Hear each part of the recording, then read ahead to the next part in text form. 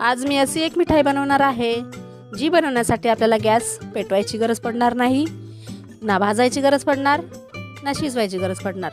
तर अगदी 5 मिनिटात होणारी रेसिपी आहे.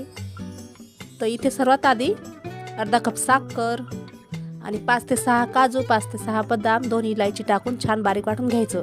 ते एका बाउलमध्ये काढायचं. त्यामध्ये 2 ते 3 चमच दूध टाकून मिक्स करून घ्यायचं.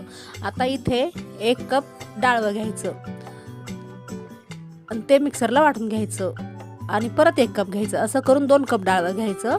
अर्धा कप खोबऱ्याचा किस घ्यायचा, 2 चमचे दूध पावडर घ्यायचं आणि 3 चमचे तूप टाकून हे सर्व मिश्रण छान मिक्स करून घ्यायचं. आता याच्यात थोडं थोडं दूध टाकायचं आणि याचा घट्टसर गोळा मळून घ्यायचा. ह्याचा गोळा थोडा घट्टच मळायचा आणि दूध थोडं थोडं टाकून मळून घ्यायचं. आता याचे 2 भाग करायचे आणि रोल करून घ्यायचे. थोडं मळायचं याला हाताने आणि याचे रोल करायचे.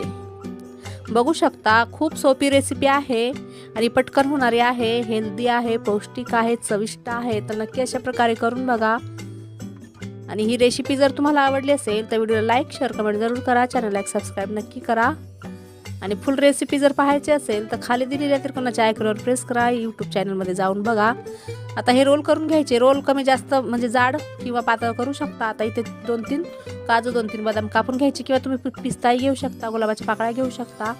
बारीक कापायचं आणि या रोलला हे लावून घ्यायचं. आता हे रोल थोडे मोठे झालेत म्हणून मधून कट करायचं. तुम्ही जाड रोल पण बनवू शकता किंवा ताटात पसरून बर्फी पण बनवू शकता याची.